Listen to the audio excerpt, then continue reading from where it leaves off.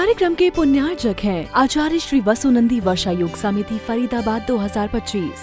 अध्यक्ष पंकज जैन, उपाध्यक्ष वीपी जैन, उपाध्यक्ष प्रदीप जैन, महामंत्री भूपेश जैन, मंत्री अंकित जैन, मंत्री पारस जैन, सह मंत्री अनुज जैन, कोषाध्यक्ष अमित जैन, सह कोषाध्यक्ष हितेश जैन।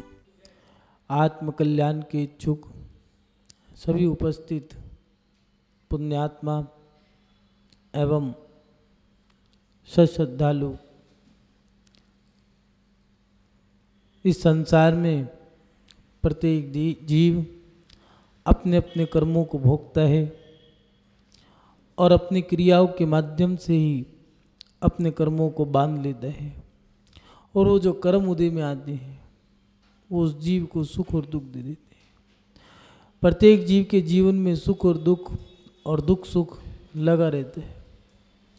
कोई अंतर इतना है कि कोई सुखी है तो कोई दुखी है। सबके सुख भी अलग अलग हैं।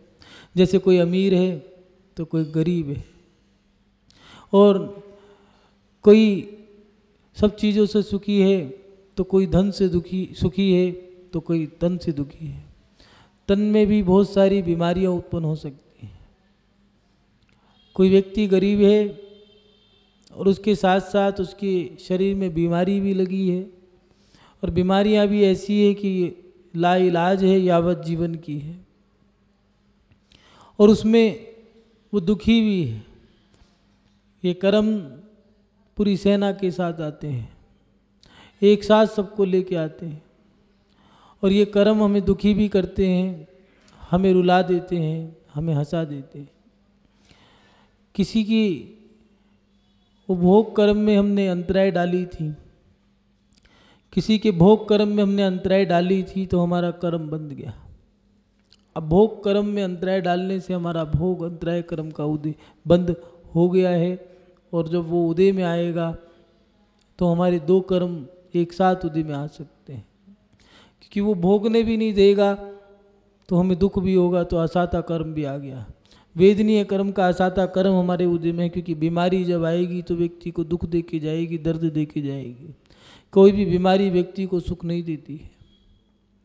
और कभी कभार ऐसा होता है कि बीमारी अगर हमने साता कर्म बांध लिया है तो बीमारी उदय में आई, तो ऐसा हुआ कि व्यक्ति किसी को उल्टी आने को हुई, जी घबराया, मन मचल गया, वो घर से बाहर निकल के उल्टी करने गया, पता चला कमरे की छत ढह गई, और वो शुक्र मना रहा है, खुशी मना रहा है कि मैं तो बच गया, नहीं तो मर जाता। बस से उतर कर के चला गया और जा कर के वो थोड़ा विश्राम करने लग गया। पता लगा बस चली गई, रोने लगा। आगे जाके सूचना मिली कि वो बस तो एक्सीडेंट हो गया, और एक्सीडेंट में जो बस में ड्राइवर था, आगे की सीट पे जो बैठा था वो मर गए। पता चला वहाँ पर तो मैं बैठा था, अगर मैं ना होता। कभी कभार हमारा सुख हमें, हमारी बीमारी हमें, हमारे दुख भी हमें सुख दे के चले जाते हैं, और कभी कभार हमें दुख दे के चले जाते हैं। ये कर्म बड़े बलवान है, कैसे व्यक्ति को नचा देते हैं कोई भरोसा नहीं है। जा रहे थे, अच्छा हुआ, एक व्यक्ति था यात्रा करने के लिए जा रहा था, और अचानक मन बन गया कि उनने टिकट कैंसिल करा दिया, और पता चला जिस यात्रा से वो जा रहा था, जिस हवाई जहाज से जा रहा था, वो प्लेन ही क्रैश हो गया। उसके अंदर तो 260 लोग थे, वो सब के सब मर गए। अब वो खुशी मना रहा है, एक क्षण दुखी मना रहा था कि मैंने टिकट कैंसिल करा दिया, यात्रा कैंसिल करा दी, मेरा कैसा पाप कर्म का उदय आया। लेकिन वो ये नहीं जानता था कि क्या होने वाला है। क्षण भर का दुख उदय में आया, दुख चला गया, लेकिन उसका सत्ता में सुख कर्म उदय में बैठा था, सत्ता में बैठा था, और जैसे उदय में आया तो 260 लोग मर गए। वो खुशी मना रहा है कि मैं बच गया। ये हमारी स्थिति है। कर्मों की बड़ी विडंबना है। बैठे बैठे अमीर बना सकता है, बैठे बैठे गरीब बना सकता है, बैठे बैठे तुम्हें पागल बना सकता है। कोई व्यक्ति किसान गरीब था और किसान खेत में खेती कर रहा था, कई साल बीत गए, अचानक ऐसा हुआ कि उसके मन में आया कि खेत ऊंचा चला गया है, थोड़ा सा नीचा करा लें, पानी से इस खेत में भरता नहीं है, हमारा पानी बह जाता है। उसने ज़मीन से थोड़ा नीचा करा दिया, और पता चला कि जहाँ पर गड्ढा खोद के वो नीचे करा रहा था, वहीं पर ये कलश गड़ा था, और वो कलश मिला, उसमें सोना भरा था। वो तो किसान अमीर हो गया। नीचे करने जा रहा था, ऊंचा उठ गया, और ऐसा उठा कि वो तो अमीर बन गया, सेठ बन गया, हवेली मिल गई। ये हमारे कर्म हैं, हमें कब सुख दे देते हैं, कब दुख दे देते हैं। एक व्यक्ति पढ़ते पढ़ते पागल हो जाता है, एक पागल व्यक्ति पढ़ा लिखा बन जाता है। एक 80 साल की महिला अपने जीवन में कंप्यूटर कोर्स सीख लेती है, 85 साल की महिला अपने जीवन में इंग्लिश सीख लेती है, और एक पढ़ा लिखा बच्चा भी सीए में फेल हो जाता है। आईएएस बनते बनते बनते भी डिग्री नहीं मिल पाती है। क्या है? ये हमारे सारे कर्म हैं। कर्म बड़े बलवान हैं। एक चाय बेचने वाला, एक अखबार बेचने वाला भी राष्ट्रपति बना है, और एक पढ़ा लिखा व्यक्ति भी धूल चाटता हुआ मिला है। हमारे जीवन में हम किसी के भोग में जब विघ्न उपस्थित करते हैं तो हमारा ये अंतराय कर्म बन गया। कौन सा अंतराय? भोग अंतराय कर्म। और जब ये बंधा है तब हमारे जीवन में होगा क्या, उसका फल क्या है? जिसके उदय से भोगने की इच्छा होने पर भी भोग नहीं भोग सकते, वो हमारा भोग अंतराय कर्म है। खाने की इच्छा हो रही है लेकिन डॉक्टर ने कह दिया कि तुम्हें बीमारी लग गई है, गेहूं की एलर्जी है, तुम्हें जैसे ही खाओ कि पेट में डायरिया हो सकता है, डाइजेशन नहीं होगा, आपकी पाचन क्रिया कमज़ोर हो जाएगी, तो फिर आपको ज़िंदगी भर गेहूं नहीं खाना। शुगर की मील लगा रखी है लेकिन चिंता होने के कारण डॉक्टर ने कह दिया है कि तुम्हारी मील तो शुगर की है लेकिन आप शुगर नहीं खा सकते हैं। क्यों? क्योंकि आपको शुगर की बीमारी हो गई है। ये हमारी कर्म का बंध है। अब वो कह रहे हैं क्या मैंने पाप किया था, पैसा तो बहुत है लेकिन भोग नहीं सकता, क्या करूं? कई लोग ऐसे हैं जिनके पास पैसा पड़ा है, ज़मीन पड़ी है, मकान है, दुकान है, लेकिन करें क्या? उस पर केस चल रहा है। दूसरे क्या नौकरी कर रहे हैं। क्यों? जब तक वो केस नहीं हटेगा तब तक वो दुकान या मकान या ज़मीन नहीं मिल सकती। ये भोग अंतराय कर्म का बंध जब आता है तो हमारे सामने सामग्री होने के बावजूद भी हम खा नहीं सकते, इस्तेमाल नहीं कर सकते। जिसके उदय से भोगने की इच्छा होने पर भी भोग नहीं भोग सकते, वो है भोग अंतराय कर्म। बनता कैसे है?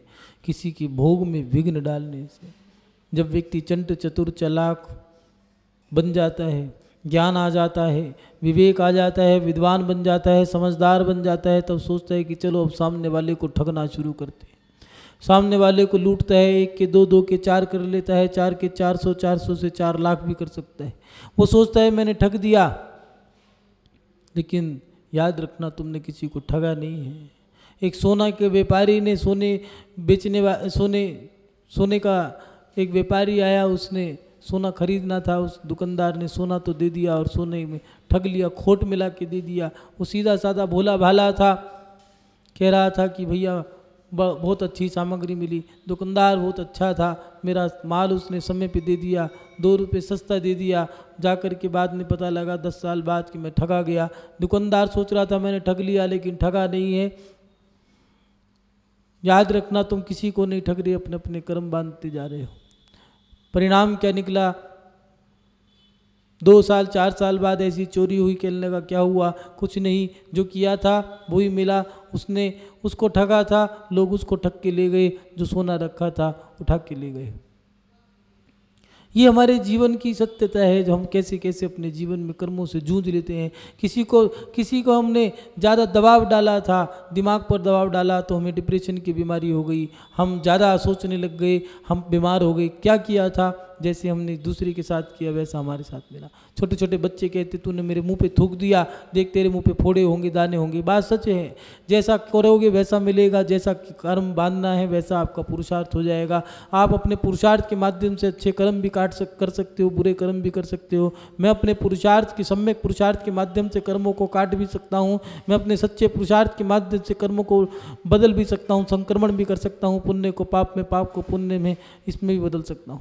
मैं अपने कर्मों को नष्ट भी कर सकता हूँ, मैं अपने कर्मों से भ्रष्ट भी हो सकता हूँ, मैं कर्मों के माध्यम से नरक में भी जा सकता हूँ, मैं स्वर्ग में भी जा सकता हूँ, मैं अपने कर्मों की निर्जरा करने के बाद मोक्ष गति को भी प्राप्त कर सकता हूँ। रावण अपने कर्मों को बढ़ाता गया, नरक चला गया। राम ने परोपकार करते रहे और परोपकार करते करते देवगति का बंध तक कर लेते, लेकिन अपने कर्मों को नष्ट करने की शिखा पर चले गए तो वही राम भगवान बन गए। ये हमारे जीवन की सत्यता है, कैसे हम अपने कर्मों को बांधते हैं। एक जंगल की बहुत अच्छी कहानी थी। एक गीदड़ था, जंगल में जानवर तो जानवरों से जो भरा है उसको जंगल कहते हैं। जहाँ पर लड़ाई झगड़े हैं, मारा पीटी है, जहाँ एक दूसरे को खींचातानी करते हैं, जहाँ एक दूसरे को लड़ाई करते हैं, जहाँ पर छोड़ा नहीं जाता, खा दिया जाता है, खूंखार होते हैं, दया नहीं होती, मानवता नहीं होती, जिसके अंदर परोपकार नहीं होता, दया, क्षमता, सरलता, सहजता कुछ नहीं होती, ऐसा वो स्थान जहाँ पर लोग भरे हों उसको जंगल कहते हैं। टटोल लो अपने आप को, अपने मन को टटोल लो कि हम जानवर तो नहीं, हम इंसान हैं, जानवर हैं। अगर जानवर जैसी हैवानियत हमारे अंदर है, लूट लो, खा जाओ, मार दो, छोड़ो मत, पकड़ लो, बटोर लो, अपना बना लो, अपना मकान बना लो, अपना घोंसला बना लो। यही जानवर सोच रहे थे, कहीं ऐसा तो नहीं हम भी यही सोच रहे हो। अगर हम यही सोच रहे हैं तो हमारा घर भी जानवरों से भरा है। हम इंसान नहीं, हैवान हैं। और जहाँ जानवर रह रहे हैं उन जानवरों के बीच में उस जंगल में जानवरों के बीच में एक गीदड़ था। गीदड़ की बुगले के साथ दोस्ती थी। मैं पढ़ रहा था उस कहानी को, छोटे छोटे बच्चों की कहानी थी, बड़ी अच्छी लगी। वो गीदड़ बुगले को कहता है कि सुगनो बुगले भैया तुम मेरे यहाँ दावत पे आना, मैं तुम्हें दावत दूंगा। दावत पे बुलाया और दावत पे खीर बनाई थी। बनाई भी कैसे थी कि कहीं पर खीर का लंगर लगा था, वहाँ से उठा करके गीदड़ एक पत्तल उठा लाता है और खीर रखता है और थाली में रख करके खीर खाने के लिए बैठता है और बुगले से कहता है, बुगले भाई तुमने मेरी दावत स्वीकार करी, आओ बहुत अच्छे से खीर खाओ। खीर खिलाने लगा और बुगला देख करके हैरान हो गया, अब क्या करूँ, चोंच बहुत बड़ी है। एक एक दाना चुक के खाने लगा और गीदड़ ने सारी चट करके सारी थाली खाली कर दी। खीर खा गया, बुगला मुंह ताकता रह गया। कोई बात नहीं, बुगला चला गया और जाते हुए गीदड़ कहने लगा, सुनो बुगले भैया मेरी दावत कैसी लगी। यही होता है हमारे साथ। हम भी तो दूसरे को नीचा दिखाने के लिए कुछ भी करना चाहते हैं, जानबूझकर कुछ ऐसे प्रयास करते हैं जिससे कि हम दूसरे को नीचा दिखा दें। लेकिन याद रखना, जैसा करोगे वैसा होगा। आज खुशी मना लो लेकिन कर्म उदय में भी आएगा। तुमने बंद कमरे में कर्म कर लो या खुली जगह में कर्म दिखा के बांध लो या देख करके बांध लो, कर्म तो उदय में आएगा। चाहे आदिनाथ भगवान ही क्यों ना हो, चाहे महावीर तीर्थंकर पारसनाथ क्यों ना हो, महावीर स्वामी क्यों ना हो, और तुम जैसे छोटे छोटे मानव ही क्यों ना हो, कर्म तो उदय में आएगा। कर्म बांधा है तो फल दे के जाएगा, कर्म बांधा है तो उदय में भी आएगा और फल दे के जाएगा। हाँ, ये जरूर हो सकता है कि वो पुराने बुजुर्ग कहा करते थे कि भगवान की लाठी में आवाज़ नहीं होती लेकिन पड़ती बड़ी जोर की है। पुराने बुजुर्गों की कहावत बहुत अच्छी थी कि भगवान के यहाँ देर है अंधेर नहीं है। लाठी मारता है, आवाज़ नहीं होती, दिखाता नहीं है, छोड़ता कहीं का नहीं, दिखता कुछ नहीं है। ये बहुत व्यवस्थित थी पुराने लोगों की बातें। बुगले को मुंह नीचा करके जाना पड़ा। वो जो गीदड़ था, उस गीदड़ ने कहा कि आज तो मैंने उस बुगले को मजा चखा दिया, अब देखता हूँ कभी मेरे सामने मुंह उठा करके नहीं आ पाएगा। दिन बीत गई। एक दिन बुगले ने कहा कि सुनो गीदड़ भैया तुम भी मेरे यहाँ दावत पे आना, मैंने दावत रखी है। गीदड़ ने सोच लिया बुगला तो सीधा, मेरे जैसा चंड चतुर चालाक सियाना कौन होगा। हम भी तो यही सोच लेते हैं कि मैं बलवान हूँ, मेरे पास पैसा है, धन दौलत ऐशो आराम, नौकर चाकर ठाट बाट, घोड़ा गाड़ी बकान मंगला कोठी फार्म हाउस दुनिया भर के मेरे पास ठाट बाट हैं, कौन मेरे से पंगा ले सकता है। 4 बाउंसर वाले बुलाऊंगा, मार दूंगा, क्या दिक्कत है। 15 लाठी वाले बुला दूंगा, ठोक दूंगा, क्या दिक्कत है। लेकिन याद रखना, कर्म बड़े बलवान हैं, छोड़ते किसी को नहीं। बुगले ने दावत पे बुलाया और बुला करके कहने लगा, गीदड़ भैया आओ भोजन करते हैं, खीर खाते हैं, मैंने भी आपके लिए खीर बनाई। आपने जो खीर खिलाई थी बहुत अच्छी लगी थी, मैंने भी खीर ही बनाई। खीर खिलाई और देखा तो खीर सुराही के अंदर थी। गीदड़ मुंह ताकता रह गया और जो बुगला था वो सुराही में चोंच डाल करके सारी खीर खा गया। गीदड़ ने सुराही को गिराया तो सुराही गिरने के बाद कुछ चावल के दाने निकले और चाट करके जाने लगा। तो बुगले ने कहा, क्यों गीदड़ भैया कैसी लगी दावत। जैसा किया वैसा मिला, मुंह नीचा कराया था, मुंह नीचा करना पड़ा, विघ्न डाला था, विघ्न आया, हमने अपमान किया था, अपमान मिला, और उसके साथ साथ हमारा वेदनीय कर्म जो बना उससे हमें जो दुख दिया था, दुख हमें मिला। महानुभाव, हमारे कर्म बहुत बलवान हैं, हम क्या कर रहे हैं उस पर ध्यान देना होगा। हमारा जैन धर्म अहिंसा में धर्म था, हमने अहिंसा में धर्म छोड़ दिया, हमने कैसे बन गए हैं, क्या करना शुरू कर दिया, उस पर हमें थोड़ा ध्यान देना होगा। हम किसी के भोग कहते किसे हैं? जो बार बार एक बार भोगने में भोग, जो बार बार भोगने में भोग, जो एक बार भोगने में आता है उसे भोग कहते हैं। जैसे भोजन, गंध, लेपन, ये सब चीज़ें भोग हैं।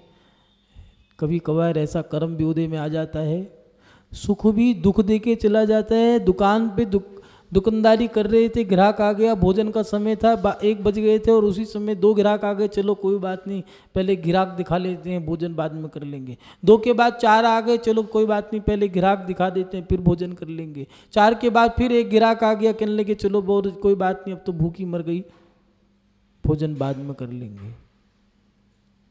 सुख आया था, पैसा आ रहा था, अच्छा लग रहा था, लेकिन याद रखना भोगने का कर्म तुम्हारा उदय में था, भोग नहीं सकते।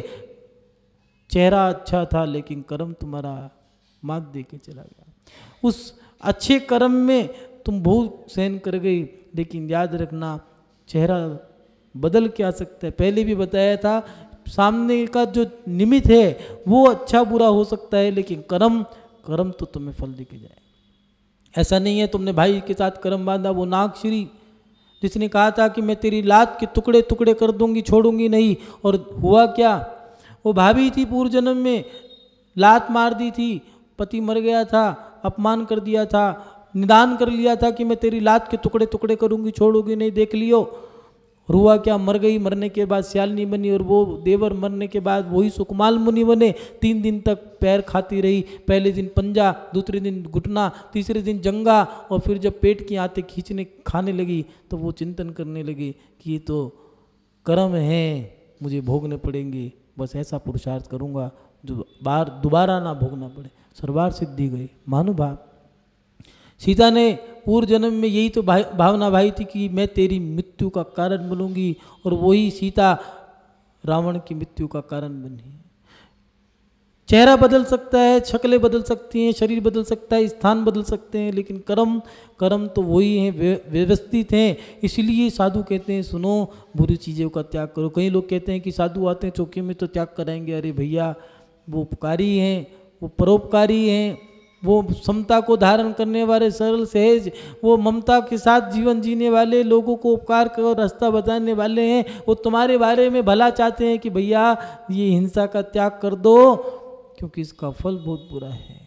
आज तुम काट काट के खाओगे, कल तुम्हें काट काट के कोई खाएगा। आज तुम पका पका के खा रहे हो, कल वो कहेगा सुनो भैया एक मछली लगा दे, जरा मछली को पका पका के दियो, बड़ा करारा करके दियो। पका पका के खाया था, पका पका के मिलेगा। नरक में जाकर के कहेंगे, वो कनौज से, फावड़े से उसका पेट फाड़ देते हैं और मांस निकाल के कहते हैं चलो देखो तुमने क्या, इसका ही फल है, तुमने क्या करा था। नीचे अवधि ज्ञान से दिखाते हैं कि देखो तुमने मांस खाया था, पका पका के खाया था, अब इसको तलो। कढ़ाई में तलते हैं, चीखता है, चिल्लाता है, पुकारता है बचा लो, लेकिन बचाने वाला कोई नहीं होता।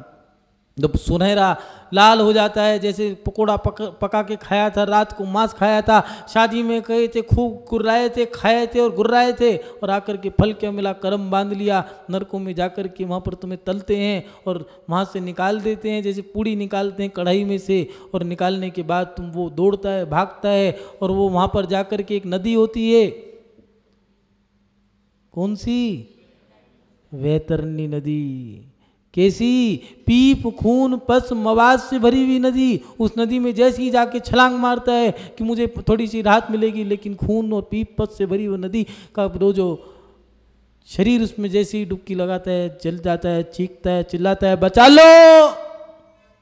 उस समय कोई बचाने वाला नहीं होता।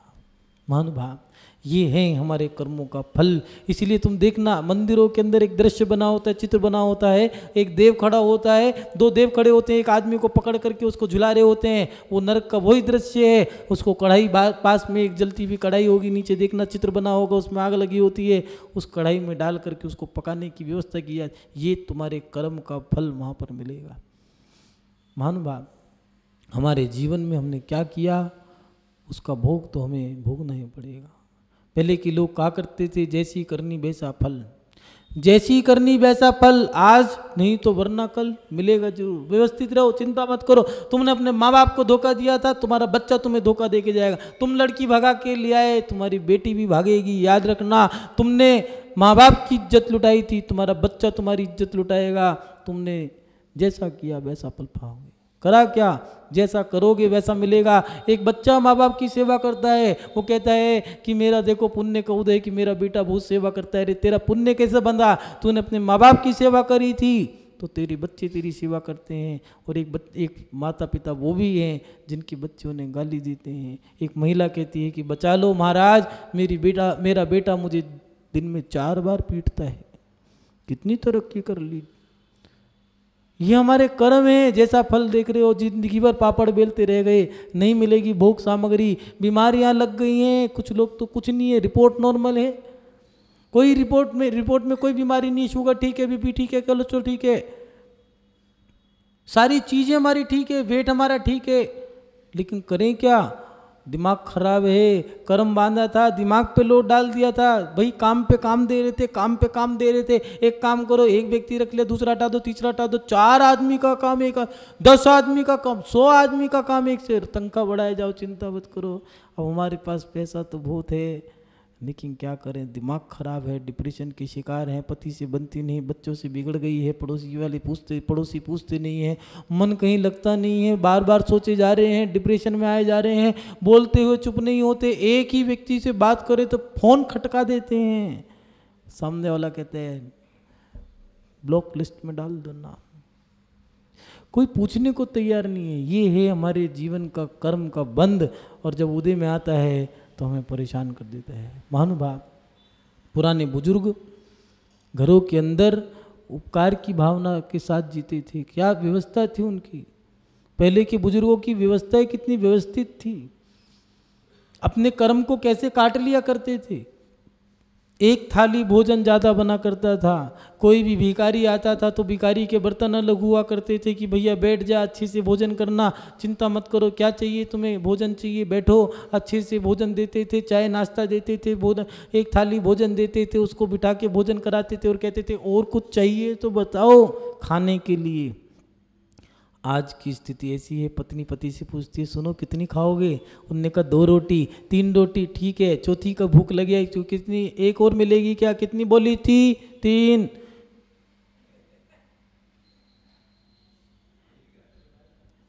कैसी व्यवस्था हो गई है? 3 बोली थी, चौथी कैसे मिल जाएगी? भूख लग रही है, बाजार से मंगा लो, नहीं मिलेगी। पहले के लोगों की व्यवस्था थी, कहा करते थे, कहावत बहुत अच्छी थी, नीयत जैसी बरकत वैसी। आज व्यक्ति कंजूस बनता जा रहा है, बरकत नहीं हो पा रही है। घर के अंदर पैसा पूरा है लेकिन दिवालिया दिखता है, घर के अंदर रौनक नहीं है, काटने को दौड़ता है, अंधेरा अंधेरा लगता है। पहले के लोगों की नीयत अच्छी थी, बैठे होते थे तो बोलने का मन करता था, चेहरे खिले खिले थे। आज मन उदास उदास रहता है। करें क्या? पैसा तो सब कुछ है लेकिन नोटों की गड्डियाँ खाएंगी क्या? बैंक के लॉकर में सोने के बिस्कुट बड़े हैं, चांदी सस्ती हो गई है, ले ली है, महंगी हो गई है, दुनिया भर का फायदा हो गया है। अरे भैया खा तो लो, जितना कमाया था खा भी पा रहे हो नहीं? पहले के व्यक्ति कमा लिया करते थे, 100 रुपये कमाते थे, 10 आदमी एक साथ बैठ के खाते थे, गोल घेरा बना के खाते थे, आनंद आता था। आज वो दिन याद करके सोचते हैं कि क्या दिन थे और कहाँ आ गए। रोटी का डब्बा भरा रहता था, खाली नहीं होता था, और खाली हो जाता था तो एक भाई दूसरे भाई को कहता था ले मेरी तू भी खा ले। रात को बैठ के जब दूध पिया करते थे एक साथ, तो गुड़ की पट्टियाँ, वो गर्मी सर्दी के समय में कितनी गुड़ की पट्टियाँ खा जाया करते थे। मूंगफली 1 किलो आया करती थी, वो खत्म कर जाया करते थे। को बातों बातों में पूरी रात चली जाया करती थी। टीवी पर चित्रहार आया करता था, सुबह बड़े मंगल से कट जाया करता था। ऐसी रंगोली बनती थी जिससे आनंद आता था। होली के दिन में होली के गुलाल लगाते लगाते पूरी दिन निकल जाया करता था। आज त्योहार सोने पड़ गए हैं, मन अच्छा नहीं लगता। क्या करें?